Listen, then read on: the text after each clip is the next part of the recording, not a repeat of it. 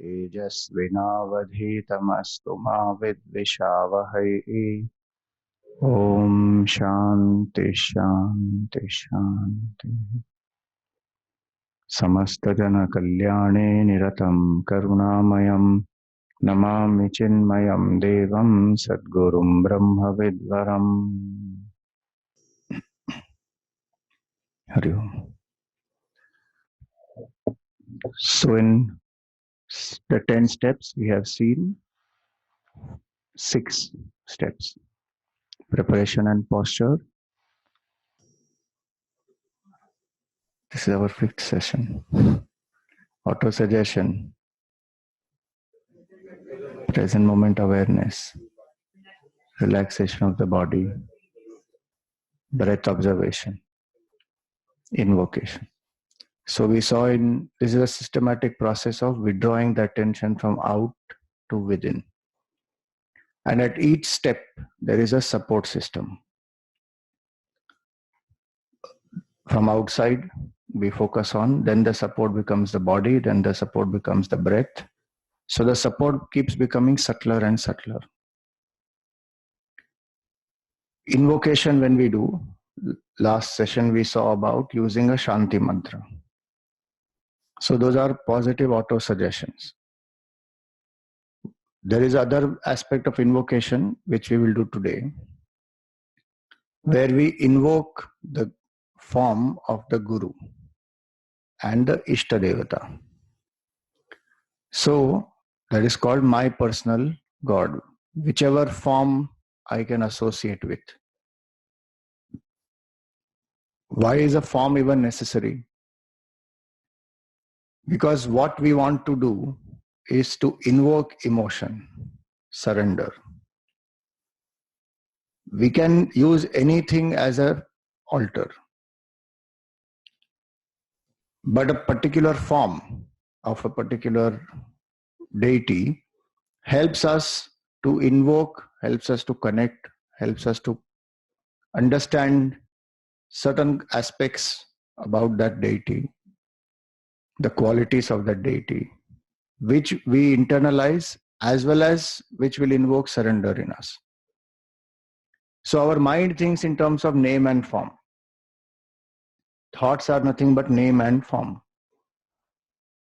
And so when we want to channelize the thoughts, a particular name and form, when we hold on to, it leaves all other names and forms and focuses on one. That develops concentration as well as invokes surrender. So just like a person who is a pole vaulter, takes a pole, runs fast, pitches it into the hole, and using the pole is flexible enough that it will bend and the person goes up. And once the person goes up to cross the bar, this person will leave the pole. In the same way, we use different support systems. Now, one important thing to remember here is that this support of the form is not that, okay, it is just a support. It's not an image. No, it is, the bhav is, this is a form of Bhagavan. Many people think that these forms are created by human beings. The forms are not created by human beings. They exist on their own. And hence, when we invoke the form with this bhav, that the Lord exists in this form, and which is why study is very, very important. Study, reflection, come to a conclusion properly. Then when we sit for contemplation, we can go deep. When we have studied properly that yes, this is a fact that Bhagavan exists in these forms, there are various saints who have realized it. Logically also, if we think about it, if the Lord can create this whole universe, why cannot he be in a particular form? He or she, whichever form it is. And so it is that the Shraddha has to be there, that this form is real.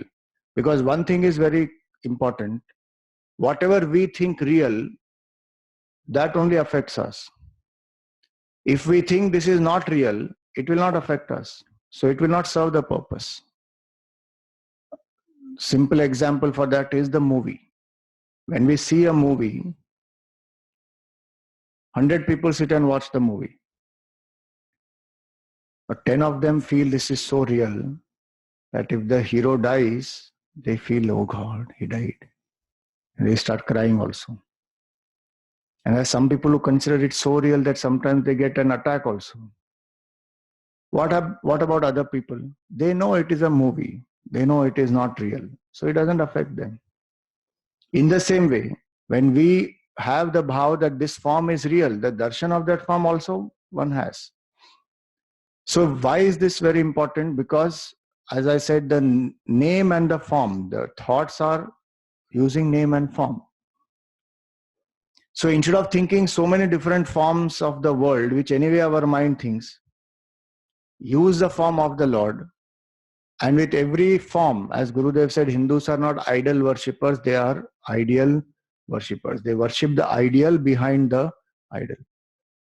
So every form will help us to imbibe some ideals. Today in the advertising also they use the same method or not? One picture and one caption, slogan, name and form. That goes deep into our mind. And what does it do going deep into our mind? Creates desire. Ordinary things of the world create desire for worldly things. Form of the Lord creates desire for being one with the Lord. And so this form is a very important aspect.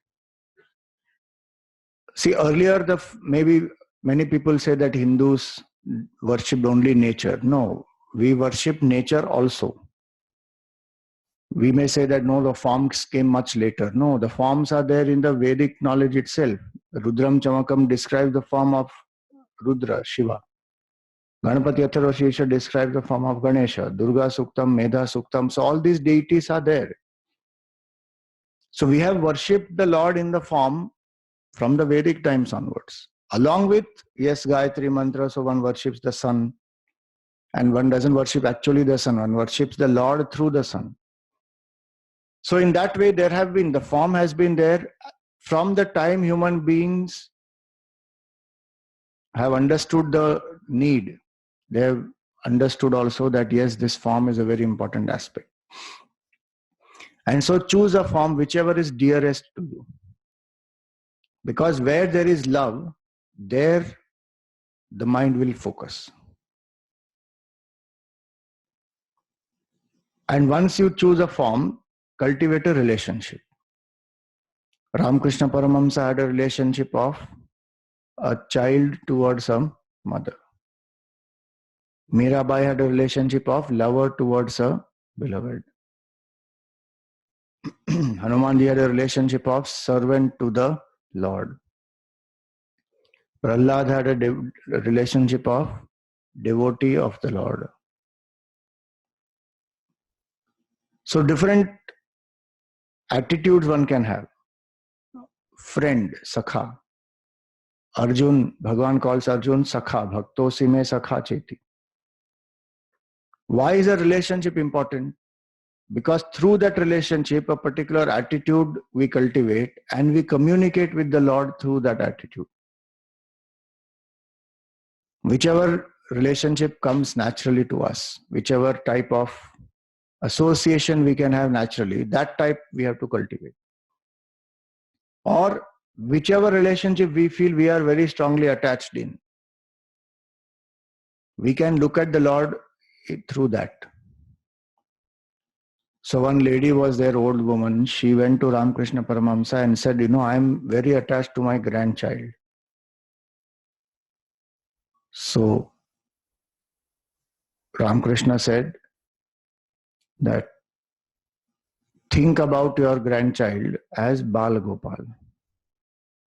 And whatever you are doing to the grandchild, the bhav you should have is you are doing towards Bal Gopal, towards the Lord.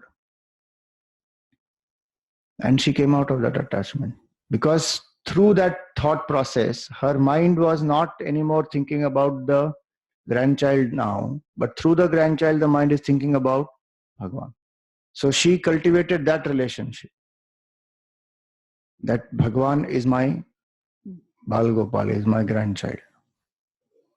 So that way, cultivate a relationship and then choose a name, a mantra. More about mantra japa we will take up in our next session when we speak about concentration. But a name, a relationship and a mantra. Nama, Rupa and Sambandha. When we use Nama and Rupa, we inculcate Guna also. Nama, Rupa, Guna, Sambandha. 4 things. See, when we have love, mind will automatically concentrate. A lot of people have a problem saying, I can't concentrate in meditation because the support which they are using doesn't invoke love. If I only use willpower to focus, it is very limited. I need to have emotion associated. And that's why the form is very important. So now before we invoke the form, so form can be, yes, form can be of the Lord or form can be of the Sadguru also. Whoever is your Sadguru. How do we do this? Visualize a circle of white light in the space between the 2 eyebrows or in the heart.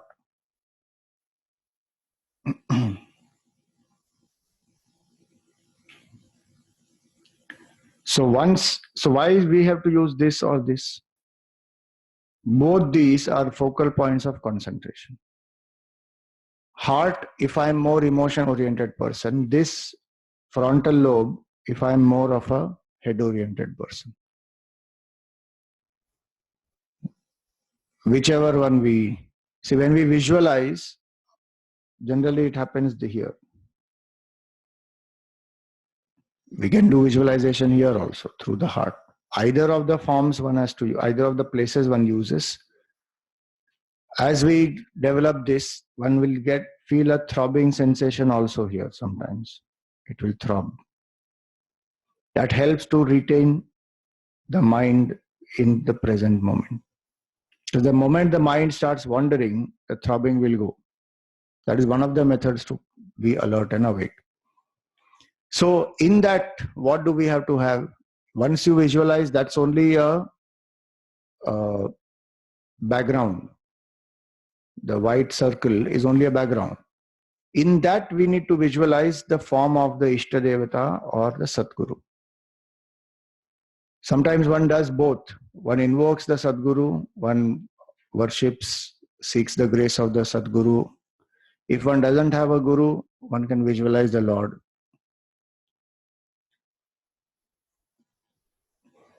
And then one goes to the form of the Lord. Or, so all of combinations are possible. Only the Sadguru or only the Lord or Sadguru and the Lord. One after the other.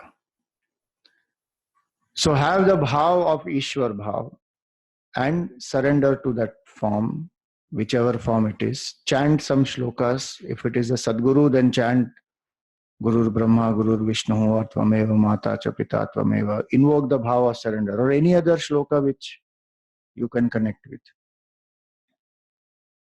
And then if it is a form of the Lord, then there are specific meditation verses on every form. One can use that or any general shloka of that particular form which you know, that can be used, which will describe that particular form.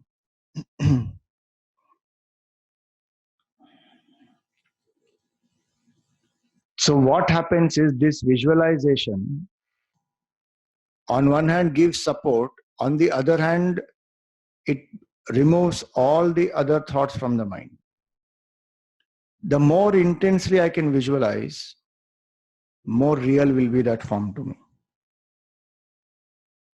And slowly, slowly the bhav of invocation, of surrender, devotion, etc.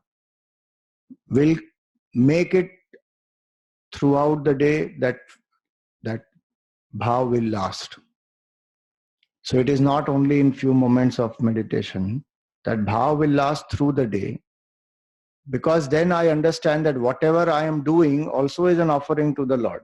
So then whole day becomes sadhanamaya. And that's the beautiful aspect of this, that what I do through the day with this bhav that I'm serving the Lord helps me to invoke more and more devotion, be more and more single pointed.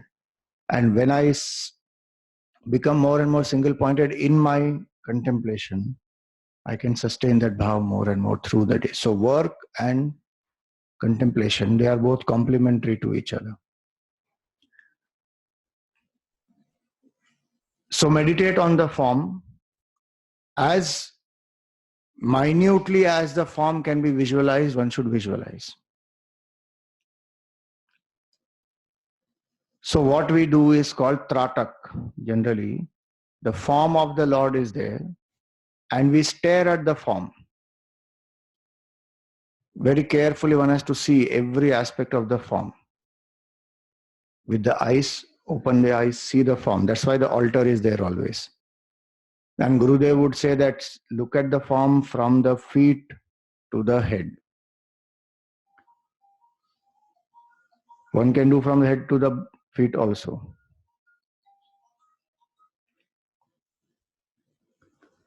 So when a person stares at the form, the purpose of that tratak is to imbibe that image more and more clearly into the mind, and then close the eyes and mentally reproduce the same form as it is, with as much detail as possible. When this is invoked with bhav, then that form will become real to us. For Ramakrishna Paramahamsa, the form was not Kali was not a murti. For him, Kali was real. For Namdev, Vitthal Bhagavan was not a murti, but he was real. So that reality we give to it through our understanding, and of course grace of the Lord is there. So visualize every aspect and try to imagine. Gurudev used to do this in his childhood itself. Unconsciously he did it. Long pujas used to happen in his home.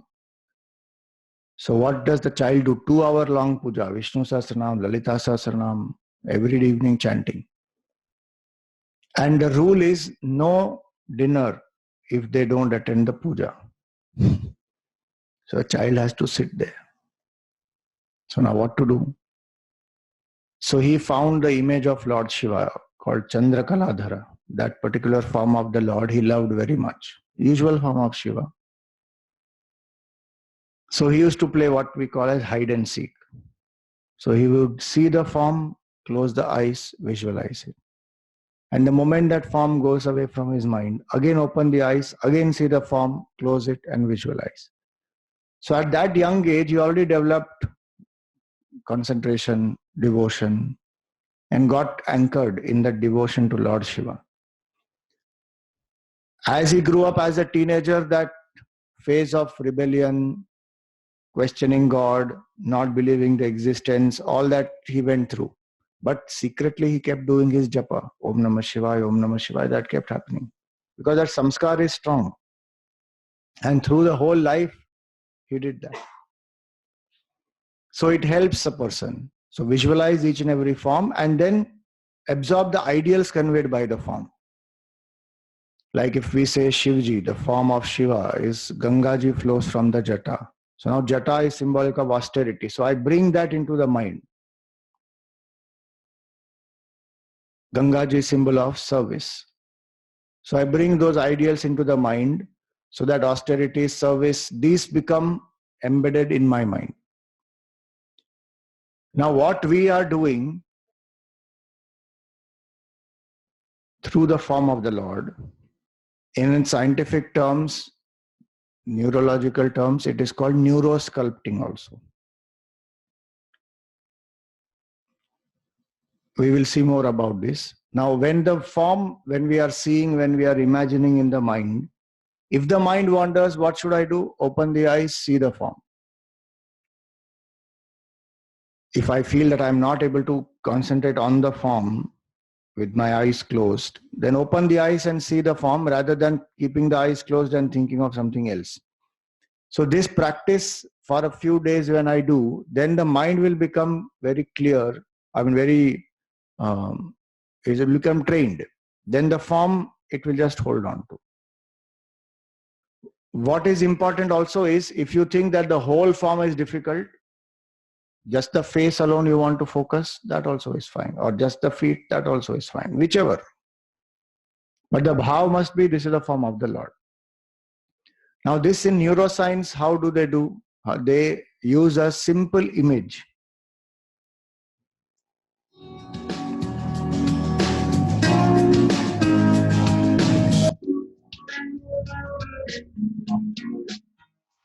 One brain exercise for better mental concentration. This mental fitness personal training video will teach you one of the most powerful neurosculpting brain training techniques you can use to boost your power of concentration to levels that can make a major difference in your life. Do you want improved concentration? Do you want to start right now with one simple brain exercise? Got a few short minutes to learn something that might just change your life? If the answer to those questions is yes, listen carefully now, because I'm about to train you in one simple technique that can boost your brain power by controlling your attention. Hello, my name is T. Levon Lawrence, mental fitness author and lead mental fitness trainer for Dynamic Mental Fitness Training. The technique I'm sharing with you is based off a very special training approach featured in neurosculpting, the most effective mental fitness exercise and brain training program on the planet. Neurosculpting is a specially designed system that actually reshapes the connective structure of your brain cells so that your brain is more powerful and efficient, similar to how training your muscles makes you stronger, gives you more endurance, and allows you to do more with your physical talent. To learn more about neurosculpting, go to www.neuro-sculpting.com. That's neuro-sculpting.com.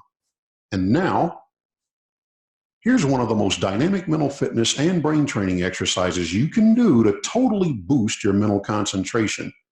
The mental training technique is called basic mental object retention. For this exercise, there's a special rule I want you to keep in mind. The more you practice holding your attention onto a single object, the more powerful your mind becomes. Anyone who can hold a single image, thought, or idea in their mind for as long as they wish, in total defiance of distracting thoughts, emotions, or outside influences, has the dynamic mental power it takes to accomplish anything they put their mind to. Therefore, when training your mind using neurosculpting techniques, you can feel confident knowing that every minute you sacrifice in boosting your skill is moving you that much closer to your goals. So with that in mind, for this exercise, you're going to need a stopwatch, or get hold of a timer that has an audible alarm to notify you when a session has expired. Also, have a piece of paper with a pen or pencil ready so that you can jot down notes about what you experienced during the exercise. Reserve a time and a place where you can focus without being disturbed by others. Take one slow, deep breath and center your attention on the task at hand. Concern yourself with nothing else, because this exercise, while you're doing it, is the most important thing in the world. That is the entire point of applicable concentration upon a task. Form a single image in your mind, perhaps a triangle, a circle, or a square. Just make sure the image is simple enough so that you can maintain a crisp, clear image of it without a great deal of struggle. Your task is to hold the image crisp and clear in your mind for as long as you can without it fading away, shifting color, or warping shape. When the image fades, shifts, or warps, and especially if you become distracted by a competing thought, stop the exercise, stop the timer, and write down how long you are able to hold the image integrity. Then take another slow, deep breath to recenter your attention and begin again, but this time try to surpass your previous time. Like any neurosculpting technique, if you set aside just 15 to 20 minutes a day to practice this incredible method until you can perform it for 10 to 15 minutes straight without becoming distracted, you will achieve a level of attention control that's stronger than almost anybody you know. You can then take that new level of skill and apply it to any task or goal you're working toward for success. To really accelerate your progress, practice twice a day for 30 days. This free training was brought to you by Neurosculpting, the most effective mental fitness and brain exercise training program on the planet. We also want you to know that if you have any questions that we can be of service on, feel free to come to our training website and ask the mental fitness trainer at www.dynamicmentalfitness.com. That's www.dynamicmentalfitness.com. Thank you for watching this program.